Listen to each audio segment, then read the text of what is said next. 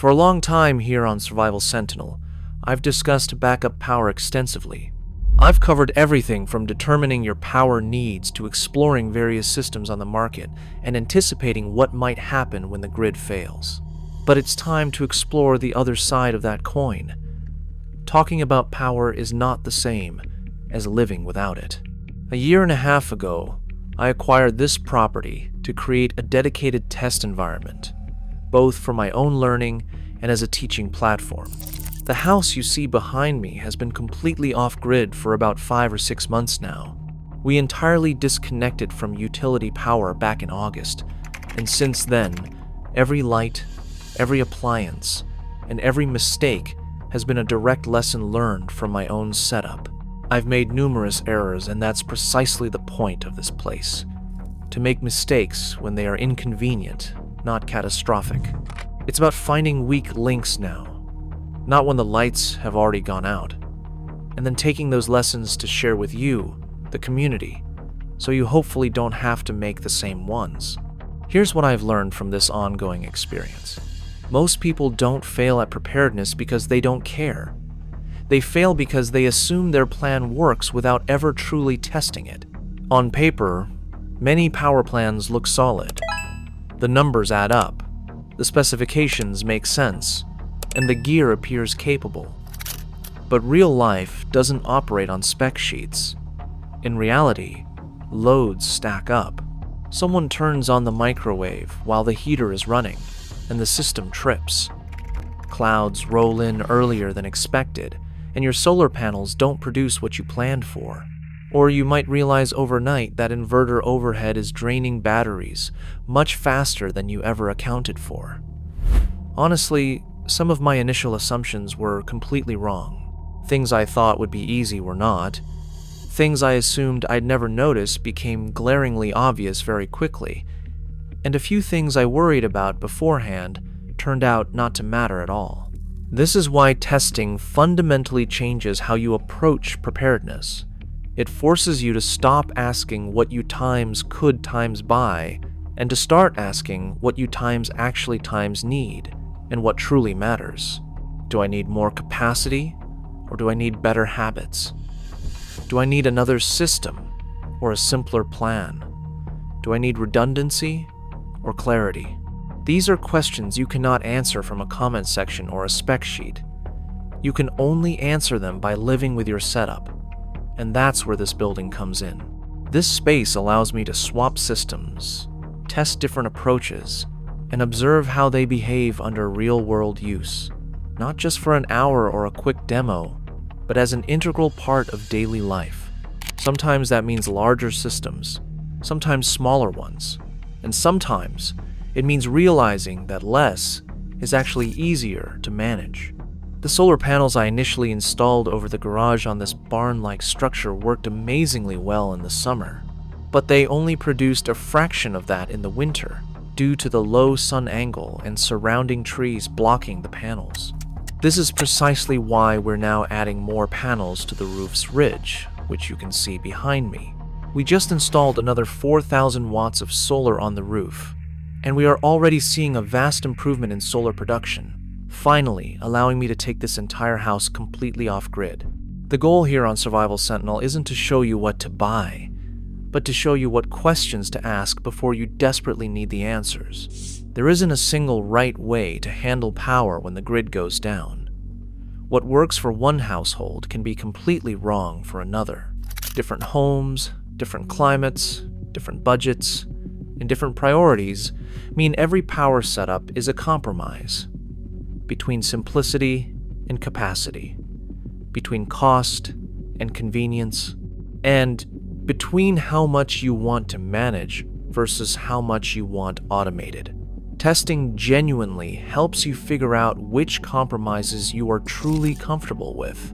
At the simplest end of the spectrum, you have small generators and portable power stations. They are affordable, flexible, and can make a real difference during short outages. For many people, this means keeping food cold, charging phones, running a few lights, and staying connected. There's absolutely nothing wrong with that. In fact, for many households, That's exactly what enough looks like. Then there's the middle ground. Systems that can handle more load, run longer, or power specific rooms or circuits. This is often where people start learning the most, because it forces you to prioritize. What do I times need running? What can wait? What surprises me when I try this for real? That learning is often far more valuable than simply adding capacity. And yes, there are larger systems capable of powering entire homes. They are powerful, very capable, and can remove a lot of friction during long outages. However, they also come with higher costs and greater complexity. That's exactly why I test those systems here. Not because everyone needs them, but because for some households they serve a very specific role. They can offset daily power usage, reduce long-term costs, and provide automatic backup when the grid goes down. The mistake I often see people make is thinking preparedness is about scaling up. Bigger systems, more batteries, more panels. But in reality, true preparedness scales sideways towards clarity, confidence, and knowing precisely how your household functions when things change. It's about testing and trying while things are good before they aren't. It's having the confidence that comes only with experience. It's not about buying gear and never using it. It's about using it and discovering what works and what doesn't before you absolutely have to. That's why this month isn't about showcasing gear. It's about asking better questions. How long does my setup times really last? What breaks first? What do I actually miss? And what do I not? Those questions don't come from buying something new. They come from testing what you already have. Here's a part that truly surprised me. Once I started living on these systems, as I have over the last 6 months with this particular setup, testing stopped feeling intimidating. It stopped feeling like something I had to schedule or perfectly prepare for. It simply became part of how I learn and operate on a day-to-day basis. I started noticing small things, little inefficiencies and habits I hadn't realized I possessed. And those small discoveries added up faster than any upgrade ever could.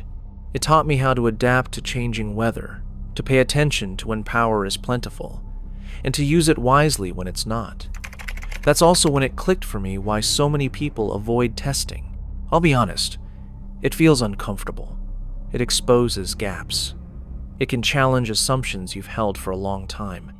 You may assume what you have will work, and quietly worry that it won't.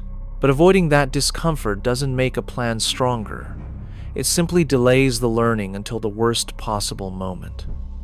Living this way has changed how I think about power more than I expected. When you're actually on your system day after day, you stop thinking in terms of specifications and start thinking in terms of habits. You begin to notice patterns, when you naturally use more power, when you don't, when it makes sense to wind things down to get through the night, and when to take advantage of peak solar production to run higher demand appliances. You also realize something else pretty quickly. Short tests don't tell you much. Almost any system looks good for about an hour. Even a day can be misleading. But real life shows up on day 3, day 4, and day 5. That's when the weather changes. That's when routines stack. That's when little inefficiencies begin to add up. And that's when you learn whether something actually fits your life or just looks good on paper. That's why one of the things I'm doing next is running a full, uninterrupted week-long test of a new modular backup system we just installed here on the structure behind me. No grid connection, no shortcuts, no selectively turning things off just to make it look good. I want to see how it behaves across an entire week, how it handles normal workdays, overnights, changing conditions, and stacked real-life usage. Not because that system is right for everyone, and not because bigger is better, but because long tests truly reveal truths that short demos will never show. The goal isn't to impress you, it's about learning something useful and then sharing it honestly. Whether you're running a small generator, a portable power station, or something much larger, the lesson is the same. If you don't test it, you don't really know it. If there's one thing I hope you take away from this, it's not that you need a different setup, more gear, or a bigger system. It's simply this: don't assume your plan works. You don't have to change everything. You don't have to test it all at once. And you don't have to make it complicated.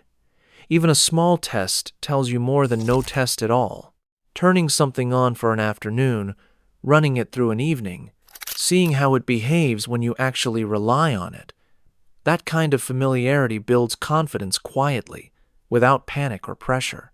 When you know how something really works, when it surprises you, when it frustrates you, and when it forces you to adapt, that's when it stops being theory and it starts being capability. That's what preparedness truly looks like when it matures. So, my encouragement is this: learn now while the stakes are low. Before I wrap this up, I'd actually like to hear from you.